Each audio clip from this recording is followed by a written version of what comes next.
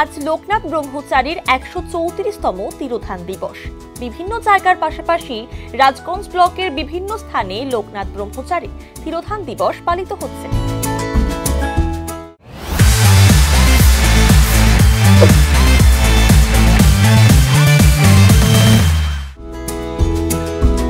রবিবার সকাল থেকে রাজগঞ্জ ব্লকের আকারিগঞ্জ বানাভাষা আদি লোকনাথ মন্দির কমিটি ও আকারিগঞ্জ লোকনাথ মিশনে পুজো শুরু হয়েছে। পুজো দিতে ভিড় জমিয়েছেন ভক্তরা। এই বিষয়ে আকারিগঞ্জ বানাভাষা আদি লোকনাথ মন্দির কমিটির সম্পাদক ভবতোষ দত্ত বলেন, বাবা লোকনাথ ব্রহ্মচারীর তিরোধান দিবস উপলক্ষে এক সপ্তাহ থেকে নানা অনুষ্ঠান হচ্ছে। আজ মূল উৎসব। আমাদের পুজো এবছর ৪১তম বর্ষে পদার্পণ করেছে। সকাল থেকে স্থানীয়রা ও দূর দূরান্ত থেকে ভক্তরা আসছেন পুজো দিতে।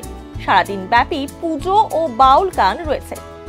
এছাড়া এদিন দুস্থ ৫০ জনকে বস্ত্র বিতরণ করা হয়েছে। পাশাপাশি প্রসাদের ব্যবস্থাও রয়েছে।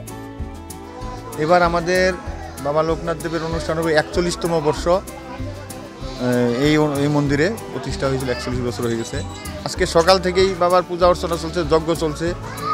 আবার এখানে ভোলানাথের মন্দিরের ওখানে সাধু মেলা চলছে। একটু পরে বাউল গান শুরু হবে। অনুমানিক ১০,০০০ ভক্ত তো সমাগম হবেই।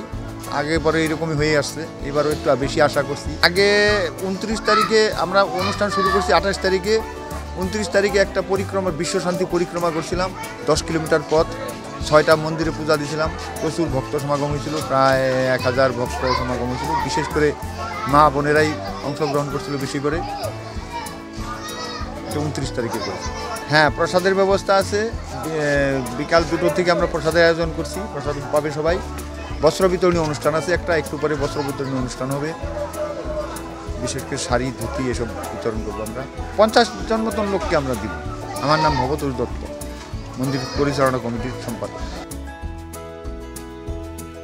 অন্যদিকে আকারিগঞ্জ লোকনাথ মিশনের পুজো এবছর ২২ বছরে পদার্পণ করেছে। সকাল থেকেই লোকনাথ বাবার পুজো চলছে। লোকনাথ মিশনের পুজোতে প্রচুর ভক্তের সমাগম হয়েছে। ভক্তদের জন্য প্রসাদের ব্যবস্থা করা হয়েছে।